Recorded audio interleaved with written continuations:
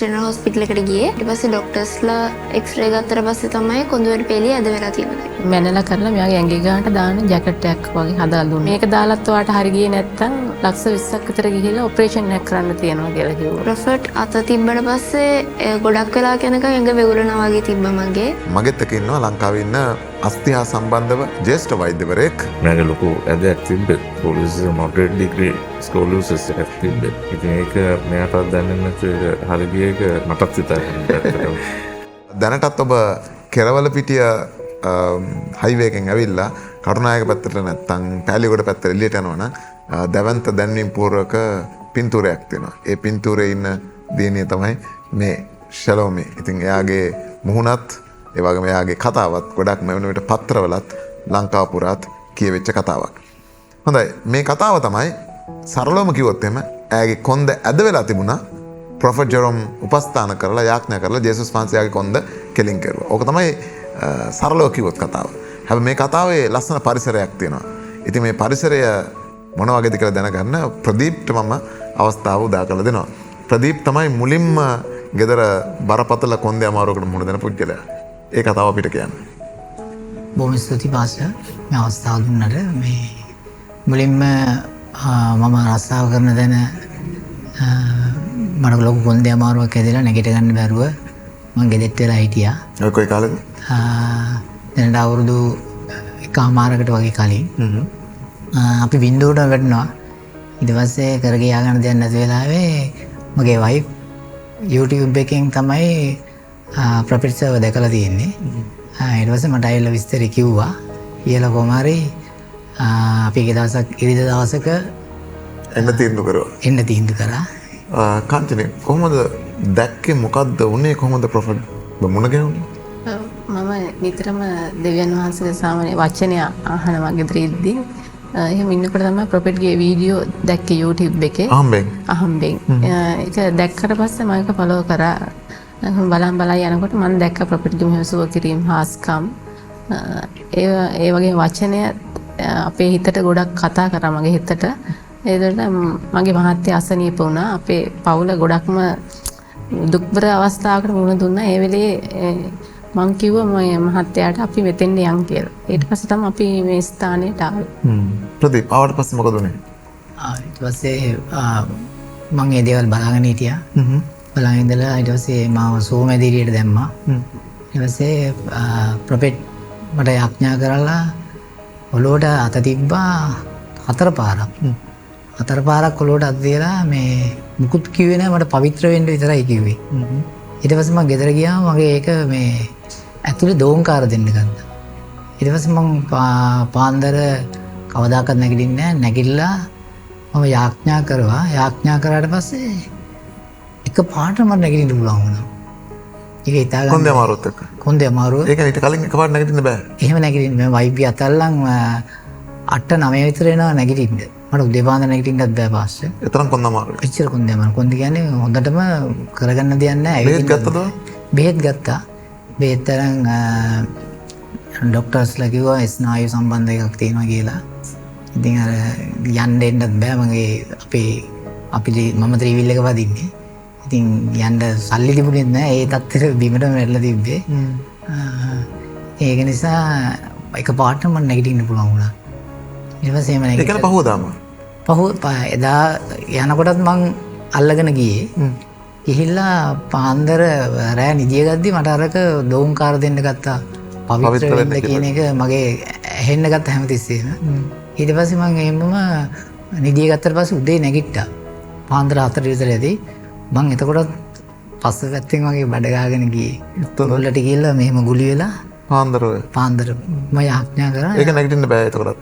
ඔව් පස්ස පැත්තෙන් වගේ ගිහිල්ලා තමයි යාඥා කරේ. ටික වෙලාවක් ගියාම නිකන් අල්ලගෙන ඉඳලා අතෑරුණා වගේ මට දැනුණා. එතනින් ඊට පස්සේ මට නැගිටලා ඇවිදින්න පුළුවන් වුණා. එච්චරයි. අදටත් මොකුත් නැහැ. මේ දෙවියන්වහන්සේට ස්තුතියි. ඉතින් ඊට පස්සේ සෝයිම් කොහොමද මේ වයිෆ්ට කිව්වේ කොහොමද? එයා කිව්වා ඉතින් මම මෙයාට යන් කියලා මෙතෙන්ද කිව්වට මෙයා කැමතුන්නේ නැහැ ඉස්සලා වෙන්න. ඊට පස්සේ මෙයාම තමයි කිව්වේ මෙතෙන් දෙමු කියලා. මේ ඊට පස්සේ ඉතින් මෙයාව සුව වුණා.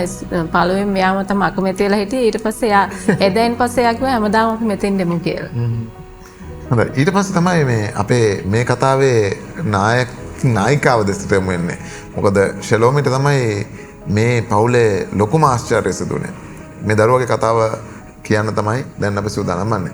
ෂෙලෝමි ඉතින් මට ඉස්සෙල්ලාම කියන්න ડોක්ටර් ගාවට යන්න ඉස්සෙල්ලා ඔයාට තිබුණ ගැටලුව මොකක්ද කියන එක? මට තිබුණේ කොන්දේ පැත්තක් ඉස්සිලා තිබුණේ ඉස්සෙල්ලම. ඊට පස්සේ තමයි නැටු ඩාන්සින් වලට ජගට් එකක් හරි තමයි අපි ඒක ඉස්සෙල්ලම දැනගත්තේ. ඊට පස්සේ හොස්පිටල් එකට ගියාට පස්සේ තමයි කොයි හොස්පිටල් එකටද ගියේ? කොළඹ ජෙනරල් හොස්පිටල් එකට ගියේ. එහෙන් තමයි ඊට පස්සේ ડોක්ටර්ස්ලා ක්ලිනික් එකට දාලා එක්ස්රේ ගත්තේ. එක්ස්රේ ගත්තට පස්සේ තමයි කොඳුරේ පෙළිය ඇද වෙලා තියෙනවා දැනගත්තේ. ඒ එක්ස්රේ එක දැක්කම මොකද හිතන්නේ ડોක්ටර්? ඇත්තටම ඇයට තිබුණේ ස්කෝලියෝසිස් කියන තත්ත්වය. ඒ කියන්නේ ඇගේ කශේරුකාව ඇද වෙලස් හැඩයට ඇද වෙලා තිබ්බේ. මේ අපි ස්කෝලියෝසිස් තත්ත්වය ගත්තොත් ඒකේ ග්‍රේඩින්ග්ස් තියෙනවා. ග්‍රේඩින්ග්ස් වල කොබ්ස් ඇන්ජල් කියලා එකට කියන්නේ අංශක වලින් අංශක 10ට අඩු නම් අපි ඒක සාමාන්‍ය කියලා තමයි ගණන් ගන්න. 10 ඉඳන් 25ට mild degree scoliosis, 25 ඉඳන් 40 වෙනකම් moderate degree scoliosis, 40 එහාට තමයි severe degree scoliosis. ඇගේ එක්ස්රේ එක හැට තිබ්බේ moderate degree scoliosis තමයි ඇත්තටම ඇයට තිබුණේ. එතකොට දැන් මේ තත්ත්වය නිසා රෝහලට අරන් ගියාම කිව්වා කුන්දේ දෙයක් තියෙනවා කියලා එක්ස්රේ එක ඒක පෙන්වන්න කළා. ඊට පස්සේ මොකද දුන්න ප්‍රතිකර්ම? මෙයාට ඒගොල්ලෝම මෙයාට මැනලා කරලා මෙයාගේ ඇඟේ ගානට දාන ජැකට් එකක් වගේ හදලා දුන්නා. ඊට පස්සේ ඒක හැමතිස්සෙම මෙයාට දාගෙන ඉන්න කිව්වා ඉස්කෝලේ යනකොට. කනකොට විතරයි ඒක ගලවන්න කියලා කිව්වා. හැමතිස්සෙම දාගෙන ඉන්න කිව්වා. ඒ වුණාට මෙයා මේක දාන්න ගොඩක්ම කැමතුනේ නැහැ. ඒක දාපම හරි අපහසුයි. ඉන්න කියන්නේ තද වෙනවා මේ ඇඟේ මේ පැත්තේ කැපෙනවා හිටන් ඒක ප්ලාස්ටික් වගේ ඝනකම වගේ ලොකුට තියෙන. ඊට පස්සේ එහෙම ඉන්නකොට ඒකලා ડોක්ටර්ලා කිව්වා මේක දාලත් ඔයාට හරි ගියේ නැත්තම් ලක්ෂ 20ක් විතර ගිහිල්ලා ඔපරේෂන් එකක් කරන්න තියෙනවා කියලා කිව්වා. ඔය කිව්වේ කොයි රෝහලෙන්ද? ජාතික රෝහල. ඔව්. දුව ඒක දැම්මා තිබ්බ අමාරුකම මොනවද? මතකයිද? නැවෙන්නවත් බෑ ඒක දැම්මට පස්සේ සමහරවිට රැටත් එක නිදාගතිත් දාන්න කියලා කිව්වා. ඒතකොට රැට නිදා ගන්න අමාරුයි. ඉස්කෝලේ වැඩ ඒවා ඒ කියන්නේ මුළු ඇඟටම තියෙන එකක් මේ වගේ. ඔව්. සම්පූර්ණ ඇඟටම තියෙනවා. තද කරලා ඒක මේකක් තියෙනවා. ඔව්. මේවටත් තියෙනවා. ඒක තද කරලා තමයි දාන්න ඕනේ. තද කරලා දැම්ම ඒකට නිදා ගන්න බෑනේ. නිදා ගන්න හරි අමාරුයි. ඒක දැම්මේ නැහැ වැඩි. වැඩි දැම්මේ නැහැ මං ඒක. හරි. ඊට පස්සේ දැන් ඒත් ප්‍රශ්න එහෙමම තියෙනවා. ඊළඟට මොකක්ද උනේ? ප්‍රදීප් කියන්නකෝ. ඊට පස්සේ දැන් අපි මම නම් ගොඩක් බය වුණා. මේ ලොකු ඇදයක් තිබ්බේ මාස. ලොකු ඇදයක් තිබ්බා. මටත් මතකයි මෙයාගේ ඇද. ඔව්. ලොකු පිටපස්සට ගුලියක් වගේ ඇවිල්ලා තිබ්බනේ. ඔව් මම බය වුණා මේ මම නම් කොහෙත් හිතුවේ සෝයි කියලා. ඒ කියන්නේ එච්චර නිකන් ඒ ලොකුට බලපෑවා අපිට. ඊට පස්සේ මෙයාගේ ජැකට් එකේ පටි 3ක් තියෙනවා. ෂර්ට් එක වගේම මෙතන ඉඳන් මෙතෙන්ට පටි 3ක් තියෙන මම්මයි ඒක අදින්නේ ඇදලා දාන්න ඕන පටි 3ම. මෙයා දාන්නෙම නැහැ කෑ ගහනවා. ඊට පස්සේ අපි ඒකත් අපිට ප්‍රශ්නයක් වෙලා තිබ්බා. ලොකු කාලයක් ගියේ නැහැ ඒක දාන්න. මේ ඊට පස්සේ මෙයා දාන්න නැතුව අපි බොරු කියලා සමහරට ක්ලිනික් එක දා ගන්නවා මේ ડોක්ටර් කියලා. දැම්මයි කියලා. එහෙම කරපු අවස්ථා තිබ්බා. ඇයි ඒ වගේ පළඳනාවක් දාන්න එකේ අරමුණ මොකක්ද? ඔව් ඒකට කියන ස්කෝලියෝසිස් බ්‍රේස් එකක් කියලා. ඒ බ්‍රේස් එකෙන් දැන් ඇත්තටම මේ ඇගේ වයසේ ස්කෝලියෝසිස් හැදෙන්නේ ගැහණු ළමයට. ඒක අවුරුදු 10 11 ඉඳන් අවුරුදු 18 20 වෙනකම් ස්කෝලියෝසිස් තියෙනවා. දැන් අය මොඩරේට් ඩිග්‍රී හිටිය ස්කෝලියෝසිස් හිටිය නිසා ඒක වැඩි වෙන්න පුළුවන්. ඒතරම් බ්‍රේස් එකෙන් කරන්නේ වැඩි වෙන එක නවත්තනවා. ඒ කියන්නේ ස්කෝලියෝසිස් සුව කරන එක නෙවෙයි අර වැඩි වීම නවත්තනවා. මොකද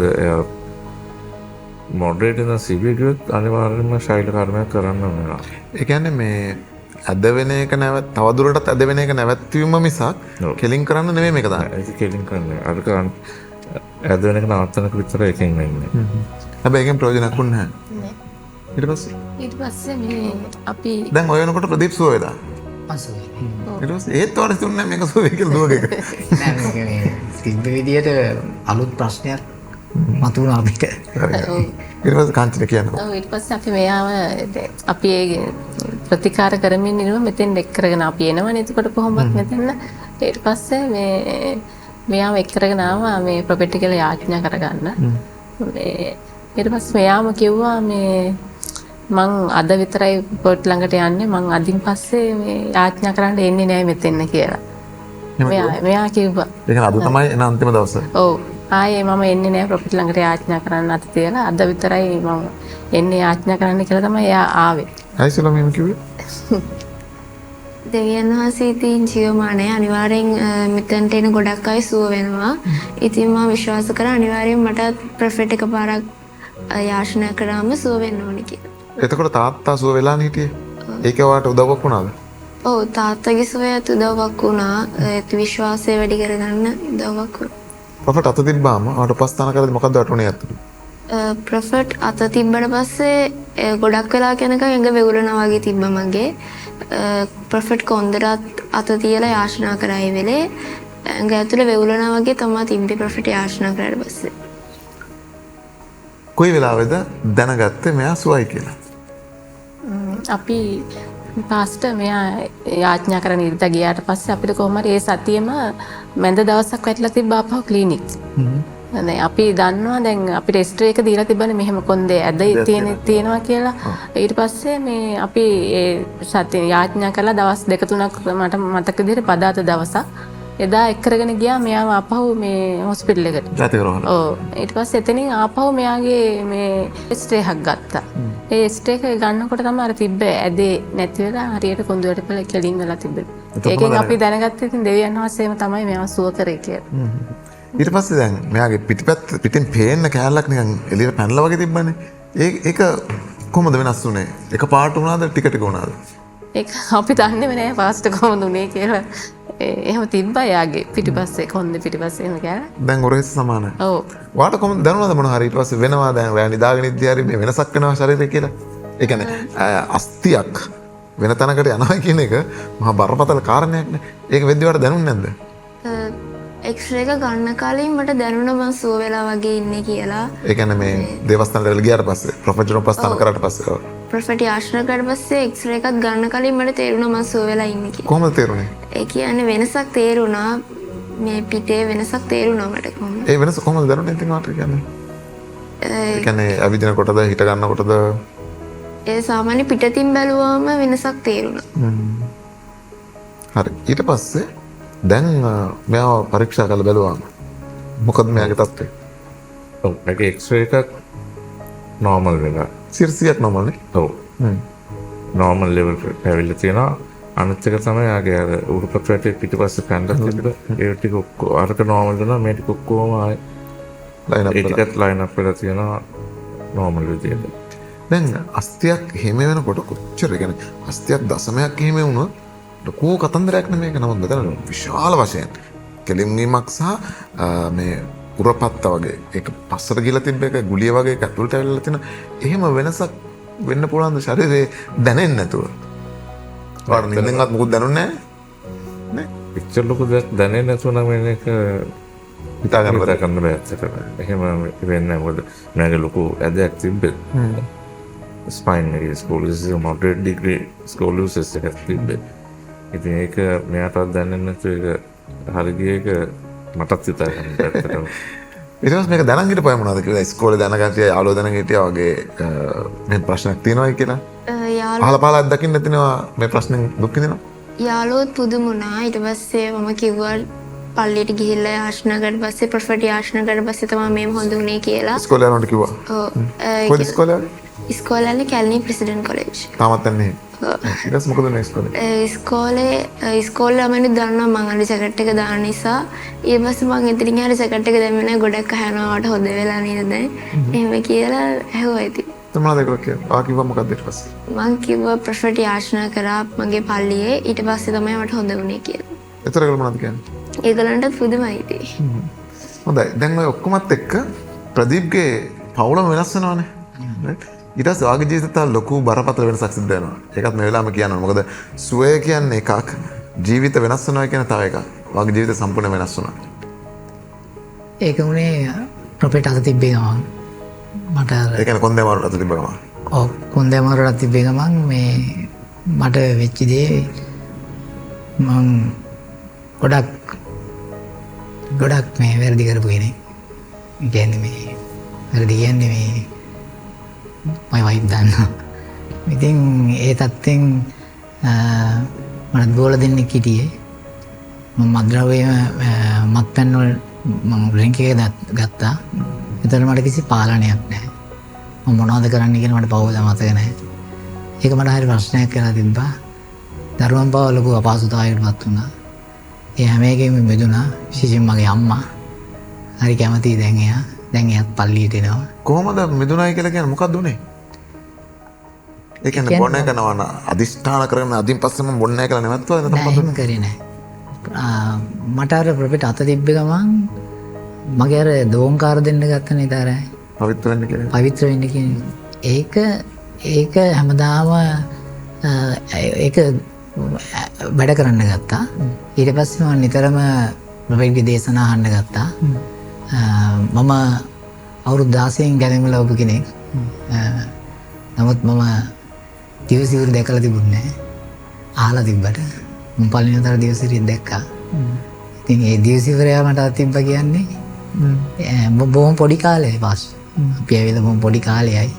ඒ කාලය ඇතුළේ ලොකු වෙනසක් වුණා. ඉතින් මගේ අම්මලා වටපිටාව මම වැඩ කරපු තැන මගේ ගමේ මට හැමෝම පුදුමෙන්න ගත්තා මේක මෙහෙම වෙයි. සමහර අය හිතුවා ඉතින් ඕක මාසේ 2යි ඊට පස්සේ ආයෙ යනවා කියලා. මම දැන්ට අවුරුදු 2ක් එනවා. හරි ගියේ නැහැ කවදාවත්. යන්නෙත් නැහැ. මොකද දැන් ස්වාම්පුරුෂය පුදුම වෙනසක් නේ. ඒක මම ඇත්තටම ඒක මම දෙවියන් වහන්සේගෙන් ඉල්ලපු දෙයක්. මට මේ දේ මගේ ස්වාමියා ඉතින් ඇබ්බැහිකෙන් ඉවත් වෙලා අපි පවුලක් වශයෙන් සමාදානයෙන් ඉන්න ඕනේ කියලා දෙවියන් වහන්සේගේ ආශිර්වාදය මම ඉල්ලපු දෙයක්. ඒක මට මේ ප්‍රොෆෙට් ළඟට ආවට පස්සේ ආශිර්වාදය මට ලැබුණා. දැන් පවුලක් විතර ඔයගොල්ලෝ කොයි වගේ ජීවිතයක්ද ගත කරන්නේ? අපි දරුවන් දෙදෙනා මගේ දුව දැන් සෝ වෙලා මගේ මහත්තයා සෝ වුණා. අපි හැමදාම ඉරිදට පල්ලියට එනවා. මගේ පොඩි දුව සන්ඩේ ස්කූල් එකට යනවා.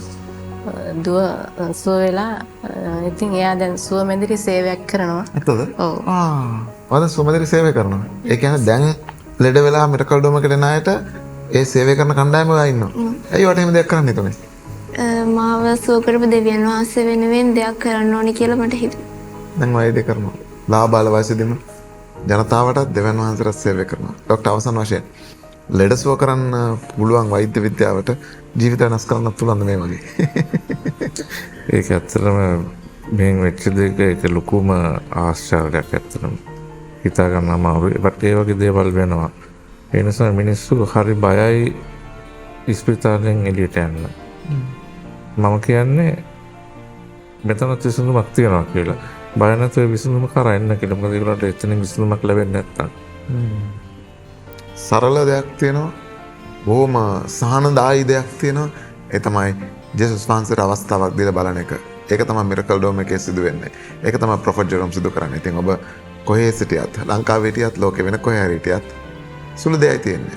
එක්කම දුරකථන අංකයට අමතුමක් දෙන්න 011777 4877. එහෙම නැත්නම් ඉරිදා උදෑසන 7:30ට හෝ 11:30ට. එහෙම නැත්නම් බ්‍රහස්පතින්දා සවස් 6ට මිරකල් ඩෝම් එකට එන්න. සැබවින්ම ඔබ සුව වෙනවා, ඔබේ ජීවිත වෙනස් වෙනවා, පෞල් ජීවිත වෙනස් වෙනවා, සඵලවත් වෙනවා, සමෘද්ධිමත් වෙනවා. අනාගතය 100%ක් සදාතනිකව සුරක්ෂිත වෙනවා. තවත් මෙවැනි වැඩසටහනකින් මුණ ගැහෙමු. ඔබ සියලු දෙනාට ජයග්‍රහණය. ඇසින්දුටු සාක්ෂි ප්‍රොෆෙට් ජෙරොම් සමග මිරකල් ඩෝම්හි දේවමහයන් පැවැත්වෙන වේලාවන් ඉරිදා උදෑසන 7:30ට, ඉරිදා උදෑසන 11:30ට සහ බ්‍රහස්පතින්දා සවස 6ට පැමිණෙන්න, ආශිර්වාද ලබන්න.